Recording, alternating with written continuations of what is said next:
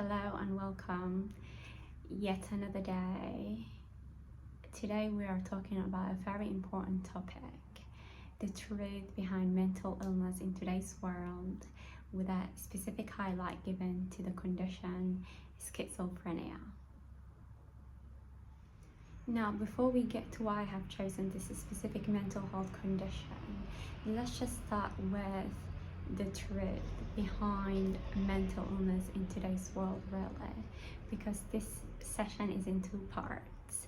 The first session we're going to be dealing with that, and then we're going to give a little explanation of schizophrenia in light of this topic. It's not that controversial, it's not a conspiracy theory, it's just from a very personal experience and something that I have found out actually about the world we're living in today. So let's get started with what's really making you sick. In my belief, the modern world structure has a lot more to do with mental illness and the onset of a mental illness than any other proposed theories. For example, one popular approach that they like to adopt, and I've seen it in mainstream media, it's all over the place, is childhood trauma, or just treating mental illness within a vacuum. What do I mean by that? No beginning, no end. This is one of the most common approaches that I have seen towards mental illness. They just label you with a diagnosis, and this is all there is to your condition. This is the most common psychiatric approach to mental illnesses, and there's no more further explorations to do with regards to that mental health condition. You just have that diagnosis and then you get treated with medication.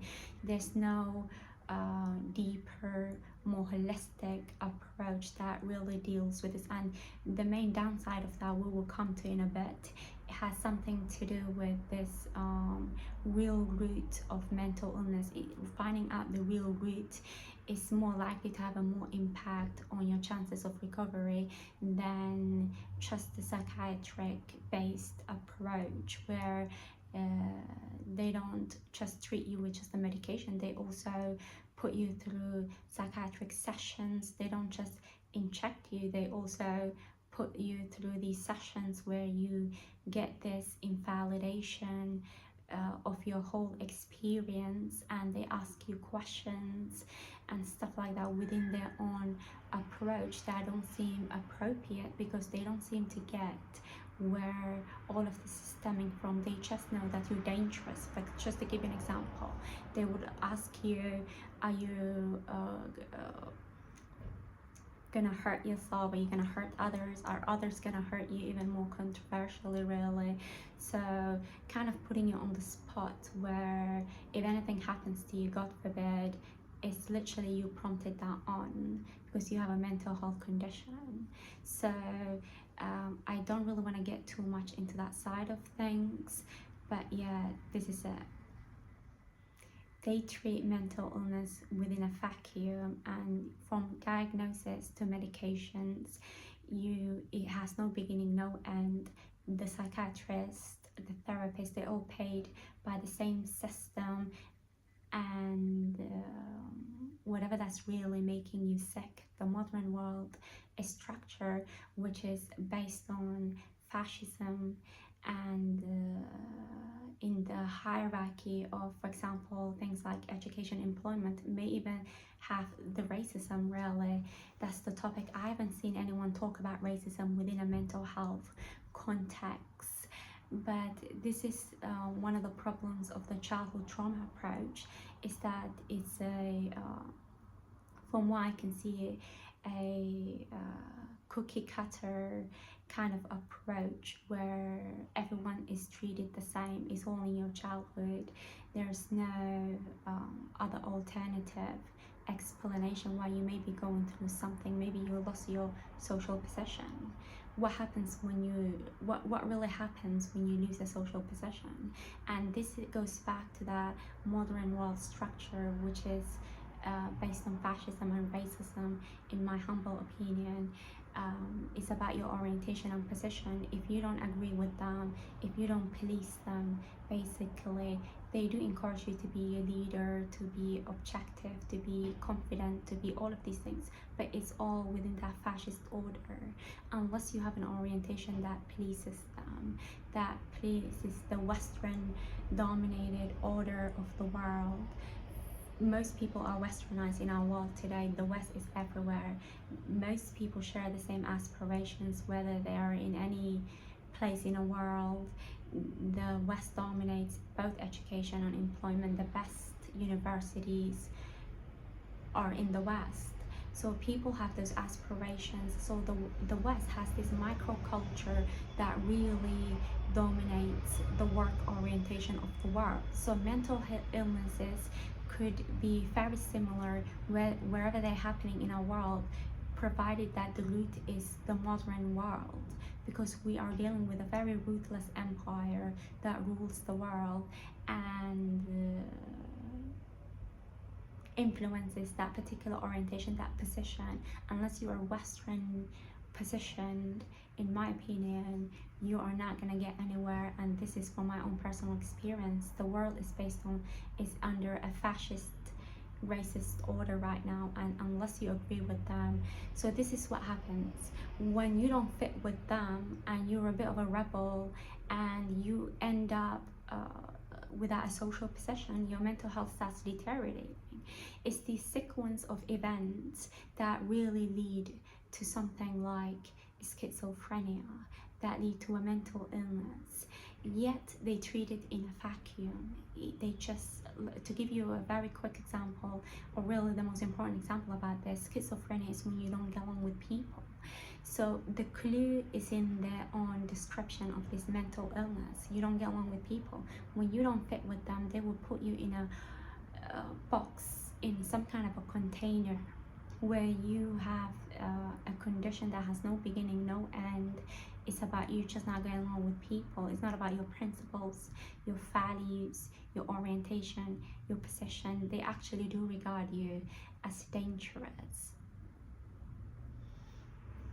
Now, just to confess, really, I got diagnosed with schizophrenia, but I know the exact sequence of events that led to my mental health deterioration. And they don't want to investigate this. They don't want to have a revolution in their system. They don't want to revolutionize the fascist racist system. All they want to do is section you, inject you, put you through psychiatric sessions where you feel invalidated and absolutely tortured mentally. This is just the truth that I'm coming out with. A lot of people, they're very much fond of their NHS and their health system, and you should never criticize them, but I got brutalized when I was sectioned. I got treated really bad and it was very traumatizing. They had African migrant nurses, and this really goes with their idea of mental illness. These dangerous people, they need African nurses who have this very closed attitude. They don't listen. It's a proper dictatorship there in the mental health hospital, where you are being treated as a patient. They're not treating you as a patient, they're treating you as a criminal, essentially. And this is my experience about that. All the things I'm saying right now are regarded to be dangerous because they will interpret it as a denial of my condition. Now, I'm not in denial that I have a mental health condition. I've already mentioned that my mental health started deteriorating after I lost my social position. I was no longer in education. I couldn't secure employment. This was back in 2014, and ever since it's been a downhill. I'm now getting treated with medications. I'm forced to be part of a treatment. I didn't know what was going on in the beginning. I was really scared of the side effects. I refused the medication, so they brutalized me and injected me repeatedly, stripping me naked, saying racist things to me as they looked at my body. It was things that were so traumatic. Saying it here is feels like, should I say it here? It's so graphic, if that makes sense. So one of the things that bother me is really the childhood trauma approach that I see everywhere. They say it's all in your childhood. The thing is, I was managing very good in terms of my mental health until I lost my social position. So childhood trauma, if it exists for you or for me, it's not something that's likely to have the biggest impact on your mental health. It's a very uniform cookie cutter approach towards mental health, in my opinion, because it would suggest that as the world develops and we arrive in this very modern world that's very much fascist to the core and racist, that parenting gets worse somehow. Things just start getting worse for children, so mental illnesses arise. What happens is that the modern world structure is so fascist. It's based on orientation and position, as I have explained. There's even racism. You're not wanted at one point. You have no social position, no accountability. We've always had social roles and positions since the ancient times. We are social beings. This would have when you lose that psychosocial beast, as in your sense of future, for example, your self-esteem, it would have a very big impact on your mental health. It's very dangerous. I lost my mind, the most precious thing you can lose. So I know it's very difficult. I'm hopeful about a revolution that may never arrive. I'm 35 years old next year. This has happened when I was about 21 or 22. I lost my social position, and I have explained this in another video, what happened exactly in university. When I went to university, I didn't like the place. I was handed a failure. I decided to leave, and I was so caught in with my passion. Sometimes I would email them back inquiring about how I can restart, and that's when I found out that they're so backward. You have to start from scratch. If you fail in year 2, for example, you start from year 1. You repeat years, which is very traumatic. It's not education, it's education, if that makes sense. It's a dictatorship. It's not real about learning or working and stuff like that. I can put my finger on one thing, and this is about their fascism. I didn't like the way they worked. I didn't like their attitude, and pretty much all employment sectors share that same attitude that I have experienced in higher education. You just don't have the orientation or position for them. So one more thing that I have experienced now thinking back is the racism, if that makes sense. There were only few. I did a course that had something to do with engineering and biomedicals. So there were only few black students, and even those students hanged with the kids that were very popular and dominating. Like, they came from the Arab world and South Asia, and they really stuck together. They worked together in their various sections. I was the only Somali there. I had no one to work with, no one. And there was like these boys and girls. The girls wore hijab and everything, yet I hang with them. I recognize them the way I would recognize someone with my skin color, because the hijab is like a skin, if that makes sense. And pretty much eventually it turned out that there were these boys and girls, like very provocative, insecure. They had that kind of aura in campus, and I felt that just before I left. But now, thinking in retrospect, I can finally know what that was about. It was about their sociosexuality, racial orientation, the fact that they stuck together.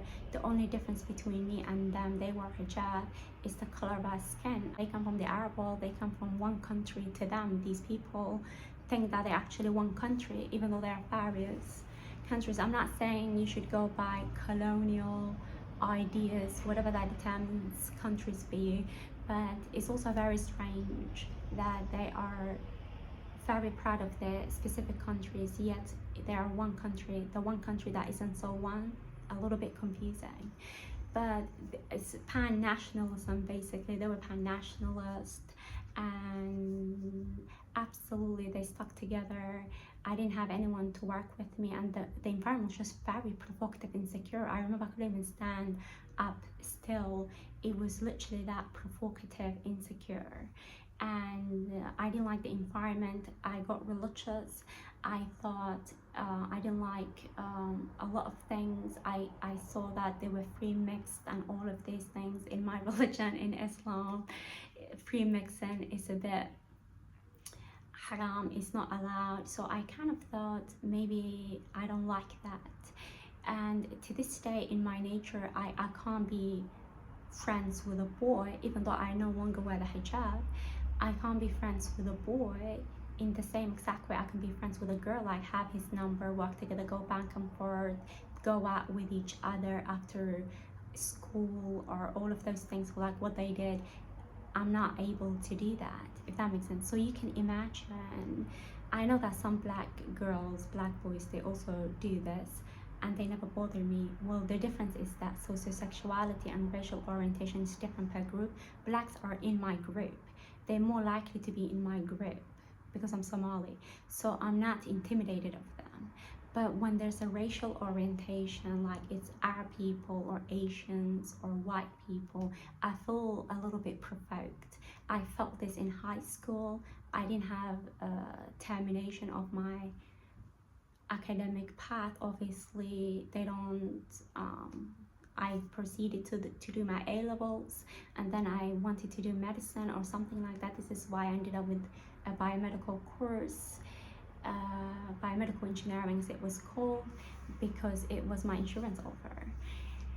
So not to tire you with so many stories, that's just a tangent really, but this is what happened. And you can imagine when you're not the center of gravity for them because of the color of your skin, and they're very intimidated of you.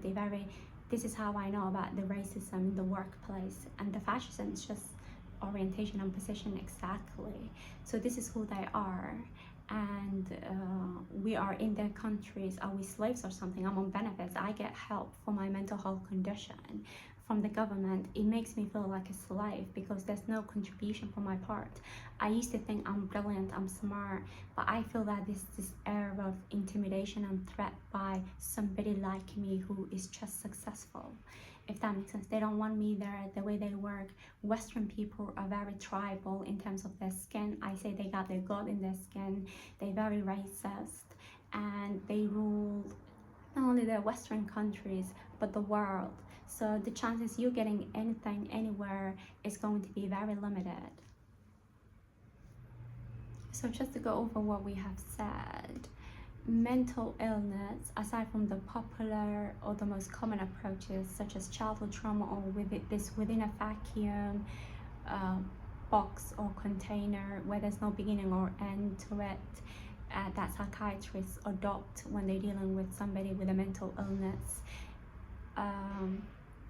Aside from those, the real cause of mental illness, what's really making you sick, is the modern world structure we live in, which is fascist to the core.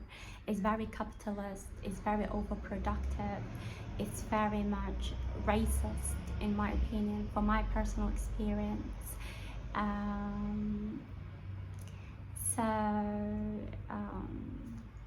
That just prepares you for a whole lot of trouble, in my opinion. Mental illness is regarded with stigma, and even the people that work in mental health have this stigma. They share this stigma. I was tortured inside. I can't explain, I can't talk enough about my experience with the NHS, which is the National Health Service in the United Kingdom, how they approach mental health. They got it wrong, I'm afraid.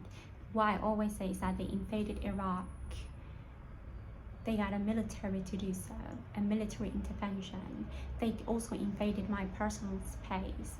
They got medicine, they got psychiatry. On both occasions, there were abuses. Aside from the cover stories that they would like to tell you why they really went in, we know that they were very Islamophobic. They wanted to defend their values in Iraq, all the way in Iraq, hundreds or if not thousands of miles away. And with me too, they have abused me, and I will always have that in my mind. I will always know what they're about. So there are no words to sum up my feelings really. So there's an existing hierarchy in education and employment. This is another topic, but this is what happens to people. Every day people are losing their momentums, they're losing their livelihoods, their social positions, and they're so fascist. The ones on top don't really care about what happens to the people. They don't care about the people. Most of the people are really, like, for lack of better words, scum. They are sheep. There's nothing wrong with sheep, really. It would be a compliment to be a sheep, but what I mean by that is that they just want to follow through. They don't want to challenge things. They don't want to rebel. They don't want to say we want better work. Not just, like, for example, in the UK there's a very strong pro-worker attitude, and I have noticed the dodgy side of things. This is that they're so pro-worker, you start wondering, where does work come from? They take that for granted. They don't create work, quality work for people. They just literally are pro-workers. Very fascist about that. There are so many people out of work. This is fascism. It's not unemployment, it's fascism, because it's about orientation and position. There are simply people that just don't want to work. If you don't agree with them, you have no desire for work. And I find that to be threatening, really, to be very troubling and problematic. One more issue I would like to mention, I don't want to keep you too long before I go off, is the lack of real therapy. Again, and another way of spotting this dodgy mental health or health service that they have. People that don't fit with them are just crazy or schizos, and they get to be pushed to a corner. They don't have proper therapy. They don't have a proper holistic care that takes all of their desires and needs into account. This would be slightly controversial, not radical. They don't have a radical enough approach to deal with mental illness, mental health crisis. So is this deliberate? Probably. The politicians, the people, they all want their hierarchy and fascist order to go on. Society has a very long way to change, because if the people don't want change, how's change gonna happen? No one is talking about this. No one is. I only heard in one place actually on the internet where the host was saying how you're not crazy, they're crazy basically, and whatever false fun within the system is making you sick, which is true. There was that austerity when I was studying, and it had a massive impact on me. The council came after us. They wanted to know what you're doing with your, like, if you are not, you have to be either in full-time education or employment. If not, you are literally homeless. They had massive cuts. They started gearing up on the people. The university I went to was particularly nasty. They have raised not only their tuition fees as per country requirements, they also raised their expectations of the students. They want better. One professor said to me, we want better students now. Quite humbly, I asked him about this, and he said, we just want better students. And it's fine, like, you can have better students, but what is better really? What is better? Like, what kind of an orientation does better need to take? Because someone who's got the grades and the right orientation is welcome, but the people that don't have the right orientation will not have the right grades, because they just don't have that space within themselves to work really hard, to work good.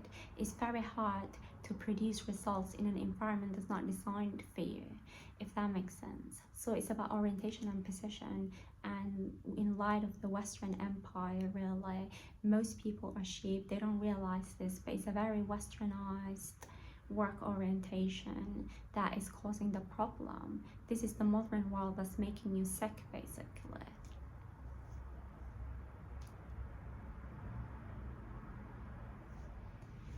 thank you so much for listening, and I hope you have a nice rest of your day. Thank you so much, and if you had any positive takeaways, please do comment and get in touch. If not, criticism is also welcome, although I don't see why you should disagree with this finding. It's absolutely whole, and I may need a bigger insight even, but it just has to be building along on. So constructive criticism is welcome, I guess.